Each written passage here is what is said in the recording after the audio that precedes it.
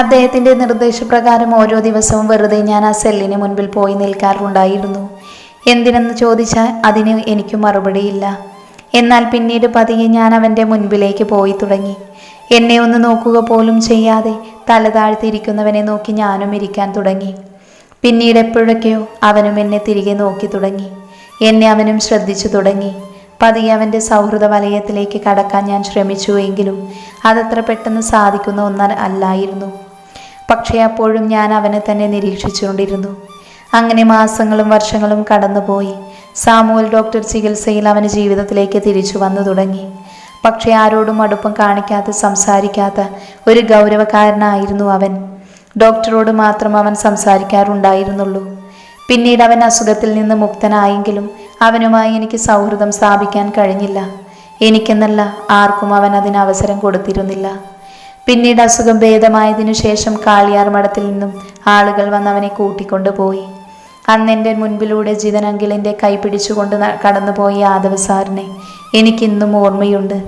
അന്ന് അദ്ദേഹത്തോടൊപ്പം കാറിൽ കയറുന്ന അവനെ ഞാൻ വേദനയോടെ നോക്കി നിന്നിട്ടുണ്ട്. എന്നാൽ എന്നെ ഒന്ന് തിരിഞ്ഞു പോലും നോക്കാതെ കടന്നു പോയവനോട് എനിക്ക് ദേഷ്യം തോന്നി.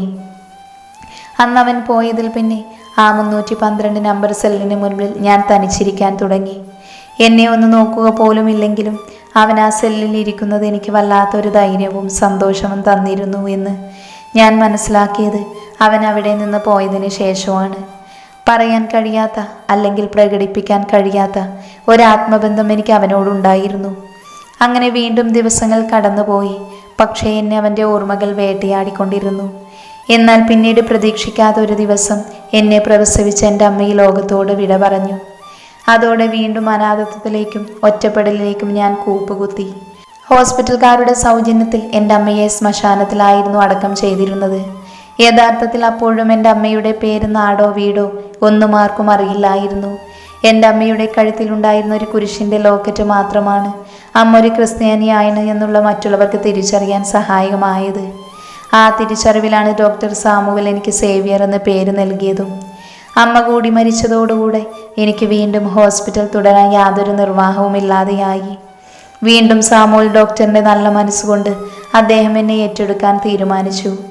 അദ്ദേഹത്തിൻ്റെ തന്നെ സ്പോൺസർഷിപ്പിൽ അവിടെ അടുത്തുള്ള ഒരു ബോർഡിംഗ് സ്കൂളിലേക്ക് എന്നെ മാറ്റാൻ തീരുമാനമായി. ആദ്യമെല്ലാം ഹോസ്പിറ്റൽ വിട്ടു പോകാൻ ഞാൻ സമ്മതിച്ചില്ലെങ്കിലും പിന്നീട് സാഹചര്യങ്ങളുടെ സമ്മർദ്ദം മൂലം എനിക്കതിന് സമ്മതിക്കേണ്ടി വന്നു. എന്നാൽ വിധി എന്നെ അവിടെ വീണ്ടും പരീക്ഷിക്കുകയായിരുന്നു. ഒരു ആക്സിഡന്റ് രൂപത്തിൽ സാമുവൽ ഡോക്ടർ ഞങ്ങളോട് യാത്ര പറഞ്ഞതും എന്നെ അനാഥാലയത്തിലേക്ക് മാറ്റാനായിരുന്നു അവിടെയുള്ള ഹോസ്പിറ്റൽ അധികൃതരുടെ തീരുമാനം. അന്ന് 10 വയസ്സ് മാത്രം പ്രായമുള്ള എനിക്ക് സ്വന്തമായി ഒരു തീരുമാനമെടുക്കാനുള്ള പ്രാപ്തി ഉണ്ടായിരുന്നില്ല. അതുകൊണ്ട് തന്നെ അവരുടെ തീരുമാനം അനുസരിക്കുകയല്ലാതെ എനിക്ക് വേറെ വഴിയും ഉണ്ടായിരുന്നില്ല. ഹോസ്പിറ്റലിൻ്റെ നടപടികളെല്ലാം കഴിഞ്ഞതിനു ശേഷം അവരെന്നെ തൊട്ടടുത്തുള്ള അനാഥാലയത്തിലേക്ക് മാറ്റി. ചുറ്റും എന്നെ പോലെ അനാഥരായ ഒരുപാട് കുട്ടികൾ ഉണ്ടായിരുന്നിട്ട് കൂടി ആ സാഹചര്യം എന്നെ വല്ലാതെ ബുദ്ധിമുട്ടിക്കുന്നുണ്ടായിരുന്നു. ഇതുവരെ കണ്ടിട്ട് പോലുമില്ലാത്ത, ആരെന്നറിയാത്ത ആ സാഹചര്യവുമായി പെട്ടെന്ന് പൊരുത്തപ്പെടാൻ എനിക്ക് കഴിഞ്ഞിരുന്നില്ല. എന്നാൽ പ്രതീക്ഷിക്കാതെ എന്നെ കാണാൻ അവിടേക്കൊരു അതിഥി വന്നതും അവനെ കണ്ടെൻ്റെ കണ്ണുകൾ വിടർന്നു. അന്ന് ആ ഹോസ്പിറ്റൽ വെച്ച് യാത്ര പറഞ്ഞതിനു ശേഷം പിന്നെ ഇന്നായിരുന്നു ഞാൻ അവനെ കാണുന്നത്. അവനോടൊപ്പം അവൻ്റെ ചെറിയച്ഛനും ഉണ്ടായിരുന്നു. അനാഥാലയത്തിലെ ഫോർമാലിറ്റീസ് എല്ലാം തീർത്തതിനു ശേഷം അദ്ദേഹം എന്നെയും അവരോടൊപ്പം ഈ വീട്ടിലേക്ക് കൊണ്ടുവന്നു, കാളിയാർ മഠത്തിലേക്ക്. ഈ വീട്ടിലെത്തപ്പെട്ടതിനു ശേഷമാണ് സ്നേഹവും വാത്സല്യവും കുടുംബവും എന്താണെന്ന് ഞാൻ അറിയുന്നത്. ഈ വീട്ടിലെ 3 അമ്മമാരും എനിക്ക് കിട്ടാതെ പോയ വാത്സല്യം വാരിക്കോരി തന്നിട്ടുണ്ട്. ഈ വീട്ടിലെ 3 അച്ഛന്മാരും ഒരച്ഛൻ്റെ സ്നേഹവും കടമയും എന്താണെന്ന് എനിക്ക് കാണിച്ചു തന്നിട്ടുണ്ട്. അനാഥനാണെന്ന് അറിഞ്ഞിട്ട് പോലും ഈ വീട്ടിലെ സഹോദരങ്ങൾ ആരും എന്നോട് വേർതിരിവ് കാണിച്ചിട്ടില്ല. പക്ഷെ എനിക്ക് ഭയമായിരുന്നു. പരിധിയിൽ കൂടുതൽ അവരോട് അടുക്കുവാനും സ്നേഹവും വാത്സല്യവും കാണിക്കുവാനും ഞാൻ അങ്ങേയറ്റം ഭയപ്പെട്ടു. എപ്പോഴും അവരിൽ നിന്ന് കുറച്ചകന്നു തന്നെ നിന്നു. അതിനുവേണ്ടി തന്നെ മനഃപൂർവ്വം യാദവിനോടൊപ്പം നടന്നു. ആദ്യം ദേഷിച്ചു കൊണ്ടിരുന്നവൻ പിന്നീട് അവൻ്റെ പുറകെ നടക്കുന്ന എന്നെ ഗൗനിക്കാതെയായി. അതുതന്നെയായിരുന്നു കൂടെ കൂടാൻ അവൻ എനിക്ക് തന്ന മൗന അനുവാദം. അന്നു മുതൽ ഇന്ന് വരെ ഞാൻ യാദവിൻ്റെ കൂടെ തന്നെയുണ്ട്. ആദ്യമെല്ലാം സ്നേഹിക്കാനുണ്ടായിരുന്നിട്ടും തൻ്റേതായ കരവലയത്തിൽ മാത്രം ഒതുങ്ങി ജീവിക്കുന്ന യാദവിനോട് എനിക്ക് ദേഷ്യം തോന്നിയിരുന്നു. സ്നേഹിക്കാനും പരിഗണിക്കപ്പെടാനും ആഗ്രഹമുണ്ടായിട്ടും അതിനൊന്നും ആരുമില്ലാതെ കുത്തഴിഞ്ഞ ബാല്യം കഴിച്ചു തീർക്കുന്ന ആ അനാഥാലയത്തിലെ കുട്ടികളായിരുന്നു ആ നിമിഷം എൻ്റെ മനസ്സിൽ. എന്നാൽ ചുറ്റും സ്നേഹിക്കാനും വാത്സല്യം വാരിക്കോരി തരാനും ഇത്രയും കുടുംബാംഗങ്ങൾ ഉണ്ടായിട്ടും അതിൽ നിന്നെല്ലാം അകന്നു മാറി നിൽക്കുന്നവനോട് എനിക്ക് ദേഷ്യം തോന്നി. എന്നാൽ അവൻ്റെ ഭൂതകാലവും അവൻ്റെ ജീവിതത്തിലുണ്ടായ വലിയ ദുരന്തങ്ങളും അതെല്ലാം അവൻ്റെ സ്വഭാവത്തെ, ക്യാരക്ടറിനെ ഇത്രയും ബാധിക്കണമെങ്കിൽ, അവനെ ഭ്രാന്താശുപത്രിയുടെ ചുവരിൽ എത്തിക്കണമെങ്കിൽ അവൻ്റെ മനസ്സിനെ അതെല്ലാം എത്രത്തോളം ബാധിച്ചിരിക്കുന്നു. അച്ഛനും അമ്മയും മരിക്കുന്നതിന് മുൻപുള്ള കാളിയാർ മഠത്തിലെ യദുവിനെ കുറിച്ച് കേട്ടറിഞ്ഞ എനിക്ക് അവൻ്റെ മാറ്റം വിശ്വസിക്കാൻ പോലും കഴിഞ്ഞില്ല. കാരണം കാളിയാർ മഠത്തിൽ അറിയുന്നവർക്കുള്ള യദു ഒരു ഉറുമ്പിനെ പോലും നോവിക്കാത്ത, എല്ലാവരും സ്നേഹിക്കുന്ന, പരിഗണിക്കുന്ന ഒരു സാധുവായിരുന്നു. എന്നാൽ അതിനെല്ലാം മാറ്റം വന്നത് അവൻ അവൻ്റെ അച്ഛനെയും അമ്മയുടെയും മരണശേഷമാണ്. സേവ്യറിൻ്റെ ആ വാക്കുകൾ ആമിയുടെ ഹൃദയത്തിലേക്കാണ് തറച്ചു കയറിയത്. തൻ്റെ അച്ഛൻ്റെ പ്രവൃത്തിയാണ് എല്ലാത്തിനും മൂലം കാരണം. പക്ഷെ ഒരു തെറ്റും ചെയ്യാത്ത താനെങ്ങനെ അതിൽ പ്രതിയാവും? അവൾ ചിന്തിച്ചു തീരുന്നതിന് മുൻപ് സേവ്യർ സംസാരിച്ചു തുടങ്ങിയിരുന്നു. എന്നാൽ പിന്നീട് അവനോടൊപ്പം പുറത്തു പോകുമ്പോഴെല്ലാം ഒളിഞ്ഞും തെളിഞ്ഞും ആളുകൾ അവൻ്റെ അച്ഛനെ പറയുന്ന പരിഹാസ വാക്കുകൾ കേട്ട് ഒരു അഗ്നിപർവ്വതം പോലെ പൊട്ടിത്തെറിക്കുന്ന, മറ്റുള്ളവരെ ക്രൂരമായി മർദ്ദിക്കുന്ന യാദവിനെ ഞാൻ കണ്ടു നിന്നിട്ടുണ്ട്. രാത്രി ഒറ്റപ്പെട്ടു പോകുന്ന സമയങ്ങളിൽ, ആരുമില്ലാത്ത സാഹചര്യങ്ങളിൽ തൻ്റെ തലയിൽ കൈകോർത്തൊരു മുറിയുടെ 4 ചുവരിനുള്ളിൽ ഒതുങ്ങിക്കൂടി നിലത്തിരുന്ന് നിലവിളിക്കുന്ന, പിച്ചും പേയും പറയുന്ന, പൊട്ടിക്കരയുന്ന യാദവിനെ ഞാൻ വേദനയോടെ നോക്കി നിന്നിട്ടുണ്ട്. അന്നും അവൻ ആരെയും അടുപ്പിക്കാറില്ല. അവൻ്റെ വേദനയും മാനസിക സംഘർഷവും അവൻ സ്വയം ഉള്ളിൽ എരിഞ്ഞു തീർന്നു. ഒറ്റപ്പെട്ടു നിൽക്കുന്ന യാദവിനെ എനിക്ക് പേടിയായിരുന്നു. അവൻ്റെ ആ ഒറ്റപ്പെടലാണ് അവനെ ഇങ്ങനെയാക്കിയത്. അത് തിരിച്ചറിഞ്ഞ അന്നു മുതൽ ഇന്ന് വരെ ഞാൻ യാദവിന് നിഴലായി അവൻ്റെ കൂടെ തന്നെയുണ്ട്. പിന്നീട് പഠനം കഴിഞ്ഞ് ബിസിനസ് ഏറ്റെടുത്തപ്പോഴും എല്ലാം അവൻ സ്വന്തം കഴിവ് കൊണ്ട് നേടിയെടുത്തതാണ്. അവൻ്റെ അധ്വാനവും കഴിവും തന്നെയാണ് ആർക്കും തകർക്കാൻ കഴിയാത്ത അവൻ്റെ സാമ്രാജ്യം പടർന്നു പന്തലിക്കാൻ കാരണം. അതുകൊണ്ട് അയാൾ ഒരുപാട് അനുഭവിച്ചു. മാനസിക നില തകരാറിലായി. ഇതിനെല്ലാം കാരണം എൻ്റെ അച്ഛനുമാണ്, ഞാൻ സമ്മതിക്കുന്നു. പക്ഷെ ഞാൻ എന്ത് തെറ്റാ ചെയ്തത്? എൻ്റെ കുഞ്ഞ് എന്ത് തെറ്റാ ചെയ്തത്? അയാളെ ഇനി എങ്ങനെ ന്യായീകരിച്ചാലും എന്നോട് ചെയ്തത് ഈ ജന്മം ഞാൻ മറക്കില്ല, പൊറുക്കുകയുമില്ല. സേവ്യറിനോട് അത് പറയുമ്പോൾ ദേഷ്യവും സങ്കടവും കൊണ്ട് ആമി കിതക്കുകയായിരുന്നു. അവളുടെ അവസ്ഥ സേവ്യറിലും ഒരു നോവുണർത്തി. സാറ് കാരണം ആമി എത്രത്തോളം സങ്കടപ്പെട്ടിട്ടുണ്ട് എന്ന് എനിക്കറിയാം. എന്നിട്ടും ഇതെല്ലാം ഞാൻ ആമിയോട് തുറന്നു പറഞ്ഞത് ഒരിക്കലും യാദവിനോട് ക്ഷമിക്കാനോ അവനെ സ്വീകരിക്കാനോ വേണ്ടിയല്ല. ആമിയോട് ഇത്രയും വലിയ ക്രൂരത അവൻ ചെയ്യാനുണ്ടായ സാഹചര്യം, അവൻ്റെ പ്രതിസന്ധികൾ, അതെല്ലാം തന്നോട് പറഞ്ഞു എന്ന് മാത്രം. അന്ന് രാത്രി ആമിയെ തൻ്റെ വീട്ടിൽ തന്നെ പിടിച്ചു വെക്കുമ്പോൾ യാദവിൽ നിന്ന് ഇങ്ങനെ ഒരു പ്രവൃത്തി ഒരിക്കലും ഞാൻ പ്രതീക്ഷിച്ചിരുന്നതല്ല. അവൻ പറഞ്ഞതുപോലെ ബലമായി തന്നെ വിവാഹം കഴിച്ച് കാളിയാർ മഠത്തിലേക്ക് കൊണ്ടുപോകും എന്ന് മാത്രമേ ഞാനും ചിന്തിച്ചിരുന്നുള്ളൂ. പക്ഷെ സത്യമായും പിന്നീട് ആമി പ്രഗ്നൻ്റ് ആണ് എന്നറിഞ്ഞപ്പോഴാണ് അന്ന് ആ രാത്രി നടന്നത് എന്താണെന്ന് ഞാൻ അറിയുന്നത് പോലും. ആമിക്കെന്നല്ല, ഒരു സ്ത്രീക്കും അവനോട് ക്ഷമിക്കാനോ പൊറുക്കാനോ കഴിയില്ല. തന്നോടൊരിക്കലും അവനോട് ക്ഷമിക്കണമെന്ന് പൊറുക്കണമെന്നും ഞാൻ ആവശ്യപ്പെടുന്നില്ല. പക്ഷേ ഒരു കാര്യം മാത്രം എനിക്ക് ആമിയോട് പറയാനുണ്ട്. അവനിൽ നിന്ന് ഒരിക്കലും ആ കുഞ്ഞിനെ അകറ്റരുത്.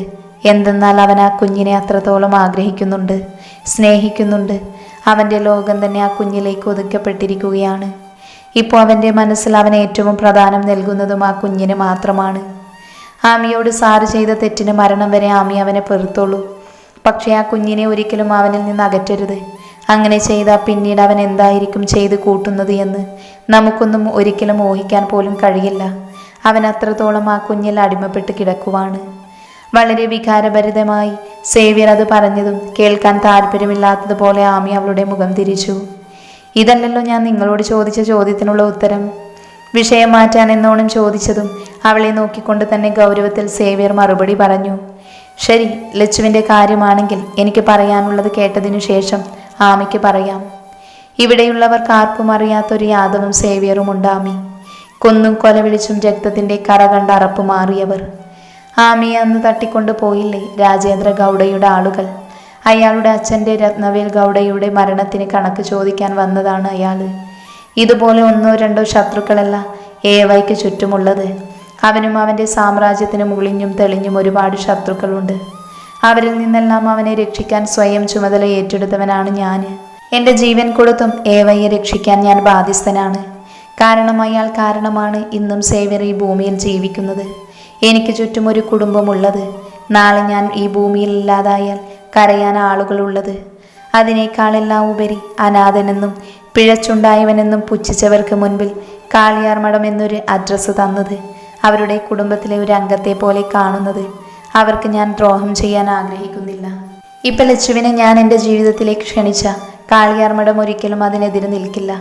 എന്തിന് ജിതനെങ്കിൽ തന്നെ സന്തോഷത്തോടെ ജാതിയും മതവും നോക്കാതെ ഞങ്ങളുടെ വിവാഹം നടത്തി തരും. പക്ഷേ യാദവിന് മുമ്പിൽ ഞാൻ ചതിയനാകും, വഞ്ചകനാകും. ഒരിക്കൽ ആമിയുടെ അച്ഛൻ്റെ ചതിയിൽ തകർന്നതാണ് അദ്ദേഹത്തിൻ്റെ ജീവിതം. ഇനി ഒരിക്കൽ കൂടെ ഞാൻ മുഖേന ഒരിക്കൽ കൂടെ ചതി നടന്നാൽ അത് വീണ്ടും അദ്ദേഹത്തിന് താങ്ങാൻ കഴിയില്ല. അദ്ദേഹത്തിൻ്റെ കൂടെ നടന്ന അദ്ദേഹത്തിൻ്റെ വീട്ടിൽ തന്നെ എനിക്കൊരു ഇടം തന്നിട്ടുണ്ട്. അത് മുതലെടുത്ത് ചതിയനാകും. അതെനിക്ക് സഹിക്കില്ല. എനിക്ക് ലച്ചുവിനോടുള്ള ഇഷ്ടത്തേക്കാൾ മുകളിലാണ് യാദവ് എന്ന വ്യക്തിയോട് എനിക്കുള്ള കടപ്പാട്. സേവ്യൻ്റെ സംസാരം കേൾക്കും തോറും ആമിക്ക് യാദവിനോടുള്ള ദേഷ്യം കൂടി വന്നു. ഒപ്പം തൻ്റെ യജമാനോടുള്ള നന്ദിയുടെ പേരിൽ പ്രണയിക്കുന്ന പെണ്ണിൻ്റെ മനസ്സിനെ, അവൾക്ക് തന്നോടുള്ള ഇഷ്ടത്തെ മനസ്സിലാക്കാത്ത സേവ്യറിനോട് അവൾക്ക് ദേഷ്യം തോന്നി. എന്നാൽ അവളെ നോക്കാതെ തന്നെ സേവ്യർ വീണ്ടും സംസാരിച്ചു. അതിനേക്കാളെല്ലാം ഉപരി സ്വന്തം ജീവൻ പണയം വെച്ച് യാദവിന് പുറകെ നടക്കുന്ന ഞാൻ എന്ത് ധൈര്യത്തിലാണ് ലച്ചുവിനെ എൻ്റെ ജീവിതത്തിലേക്ക് കൂട്ടേണ്ടത്? നാളെ ഞാനില്ലാതായാൽ അവൾക്കൊരു ജീവിതവും പ്രതീക്ഷയും കൊടുത്ത് അവളെ എൻ്റെ ജീവിതത്തിലേക്ക് കൈപ്പിടിച്ച് കയറ്റിയാൽ നാളെ എനിക്ക് എന്തെങ്കിലും സംഭവിച്ച അവളുടെ ജീവിതം, പിന്നെ എന്നെ ഓർത്ത് കാളിയാർ മഠത്തിൻ്റെ 4 ചുവരിനുള്ളിൽ അവൾ ഒതുങ്ങിക്കൂടും. എന്തുകൊണ്ടും എന്നേക്കാൾ നല്ല വരനെ അവൾക്ക് കിട്ടും. പിന്നെന്തിനാ അവളെ ഞാൻ മനഃപൂർവ്വം എൻ്റെ ജീവിതത്തിലേക്ക് കൊണ്ടുവരുന്നത്? ഇപ്പോഴും വൈകിട്ടില്ല. ആമി വിചാരിച്ച അവളുടെ മനസ്സിൽ നിന്ന് പുഷ്പം പോലെ എന്നെ മായിച്ചു കളയാം. എനിക്ക് വേണ്ടി അവളുടെ ജീവിതം പാഴാക്കരുത്. എനിക്കെന്തായാലും ഈ ജന്മം ഒരു വിവാഹം ഉണ്ടായിരിക്കില്ല. പിന്നെന്തിനാണ് ലച്ചു എനിക്ക് വേണ്ടി കാത്തിരിക്കുന്നത്? സേവ്യൻ്റെ സംസാരം കേൾക്കുന്തോറും ആമിക്ക് അവനോടുള്ള ദേഷ്യം കൂടി വന്നു. ഒന്ന് നിർത്തുന്നുണ്ടോ? നിങ്ങൾ എപ്പോഴെങ്കിലും ലച്ചുവിൻ്റെ ഭാഗത്തുനിന്ന് ചിന്തിച്ചു നോക്കിയിട്ടുണ്ടോ? അവളുടെ മനസ്സെന്താണെന്ന് മനസ്സിലാക്കാൻ ശ്രമിച്ചിട്ടുണ്ടോ? നിങ്ങൾ എൻ്റെ മുൻപിൽ നിരത്തിയ വലിയ 2 കാരണങ്ങളുണ്ടല്ലോ. അതെല്ലാം നിങ്ങൾ ലച്ചുവിന് നിങ്ങളിൽ നിന്ന് അകറ്റാൻ പറയുന്ന പൊള്ളയായ കാരണങ്ങളാണ്. അതിന് ആദ്യത്തെ കാരണം നിങ്ങളുടെ ജീവന് ഭീഷണിയുണ്ടെന്ന് പറയുന്നത്. ഈ ലോകത്ത് ആരും 100 വർഷം ജീവിച്ചിരിക്കുമെന്ന് ഉറപ്പ് കൊടുത്തിട്ടല്ല ഒരാളെ ജീവിതത്തിലേക്ക് ക്ഷണിക്കുന്നത്. അതെല്ലാം അവരുടെ വിധിയാണ്. പിന്നെ നിങ്ങൾ പറയുന്ന 2ാമത്തെ കാരണം, നിങ്ങൾ അങ്ങേയറ്റം ബഹുമാനിക്കുന്ന നിങ്ങളുടെ യാദവ് അയാളൊരു മനുഷ്യനാണെങ്കിൽ എപ്പോഴെങ്കിലും കൂടെ നടക്കുന്ന നിങ്ങളുടെ മനസ്സ് മനസ്സിലാക്കുമായിരുന്നു. നിങ്ങൾക്ക് ലച്ചുവിനോടുള്ള ഇഷ്ടം മനസ്സിലാക്കുമായിരുന്നു. അല്ലെങ്കിൽ സ്വന്തം സഹോദരിയുടെ മനസ്സ് മനസ്സിലാക്കുമായിരുന്നു. ഇന്നെന്നെ നിങ്ങളുടെ ഇടയിലേക്ക് കടന്നു വന്ന് എനിക്ക് പോലും അത് മനസ്സിലാക്കാൻ സാധിച്ചു. എന്നിട്ടും അയാൾക്ക് അതിന് സാധിച്ചില്ല എങ്കിൽ അയാളുടെ മനസ്സിൽ നിങ്ങൾക്കാർക്കും സ്ഥാനമില്ല എന്നാണ് അർത്ഥം. അങ്ങനെ സ്വന്തം കാര്യം മാത്രം നോക്കുന്ന സ്വാർത്ഥയായ ഒരാൾക്ക് വേണ്ടിയാണോ നിങ്ങളുടെ ഇഷ്ടം വേണ്ടെന്ന് വെക്കുന്നത്? അല്ലെങ്കിലും അയാൾക്കൊരിക്കലും ആരുടെയും മനസ്സ് മനസ്സിലാക്കാൻ കഴിയില്ല. വേദനിപ്പിക്കാൻ മാത്രമേ കഴിയൂ. അവസാന വാക്കുകൾ പറയുമ്പോൾ അവളുടെ വാക്കുകളിൽ ഇത്രത്തോളം യാദവിനോട് നിറഞ്ഞു നിൽക്കുന്ന പകയും ദേഷ്യവും പ്രകടമായിരുന്നു. എന്നാൽ അവളുടെ വാക്കുകൾ കേട്ടു നിൽക്കാൻ കഴിയാതെ ദേഷ്യം കൊണ്ട് വിറക്കുകയായിരുന്നു സേവ്യർ. മതി! സേവ്യറിന്റെ ശബ്ദം അവിടെ ഉയർന്നതും ഞെട്ടലോടെ ആമി അവനെ തല ഉയർത്തി നോക്കി. ദേഷ്യം കൊണ്ട് വിറച്ചു നിൽക്കുന്ന സേവ്യറിനെ കണ്ടതും അവളും ഒരു നിമിഷം വിറച്ചുപോയി. എന്നെക്കുറിച്ച് എന്ത് വേണമെങ്കിലും ആമിക്ക് പറയാം. പക്ഷേ യാദവ്, അദ്ദേഹത്തെ ഇതിലേക്ക് വലിച്ചിഴക്കരുത്. യാദവിനെ അനുകൂലിച്ചുള്ള അവൻ്റെ സംസാരം അവളുടെ ദേഷ്യം കൂട്ടിയതേ ഉള്ളൂ. യാദവ്! അത് പറയുന്നതിനോടൊപ്പം ആമിയുടെ മുഖം പുച്ഛത്തിലൊന്ന് കോടി. അയാൾ ഒരു സെൽഫിഷാണ്. അയാളുടെ സ്വാർത്ഥതയ്ക്ക് വേണ്ടിയാണ് നിങ്ങളെ കൂടെ നിർത്തുന്നത്. അല്ലാതെ നിങ്ങൾക്ക് അയാളോടുള്ള ആത്മാർത്ഥതയുടെ 100% പോലും അയാൾക്ക് നിങ്ങളോടില്ല. അയാൾക്ക് വേണ്ടി കൊല്ലാനും ചാവാനും നടക്കുന്ന ഒരാളെ അയാൾക്ക് വേണം. അതിനു വേണ്ടിയാണ് നിങ്ങളെ അയാൾ കൂടെ നിർത്തുന്നത് പോലും. തൻ്റെ മുൻപിൽ സേവ്യറിഞ്ഞ ഫ്ലവർ വേസ് പൊട്ടി തകർന്നതും ആമി ഭയത്തോടെ തല ഉയർത്തി നോക്കി. അവളുടെ മുൻപിൽ ദേഷ്യത്തിൽ വിറച്ചു നിൽക്കുവാണ് സേവ്യർ. ചുവന്ന കണ്ണുകളോട് അവളെ നോക്കിക്കൊണ്ട് അവൻ ദേഷ്യത്തിൽ സംസാരിച്ചു തുടങ്ങി. ആമി എന്താ പറഞ്ഞത്? യാദവിന് വേണ്ടി കൊല്ലാനും ചാവാനും നടക്കുന്ന ഒരാളാണ് അദ്ദേഹത്തിന് ഞാനെന്നോ? എന്നാൽ ആമി ചെവി തുറന്ന് കേട്ടോളൂ. ഈ ജോലിക്കാരന് വേണ്ടി യാദവ് എന്ന ബിസിനസ്മാന് കഴിഞ്ഞ ഒരാഴ്ച തൻ്റെ തിരക്കുകൾ മാറ്റിവെച്ച് എനിക്ക് വേണ്ടി ഹോസ്പിറ്റൽ രാപ്പകൽ കൂട്ടുകിടന്നിട്ടുണ്ട്, ഒരു സഹോദരൻ്റെ കരുതലോടെ.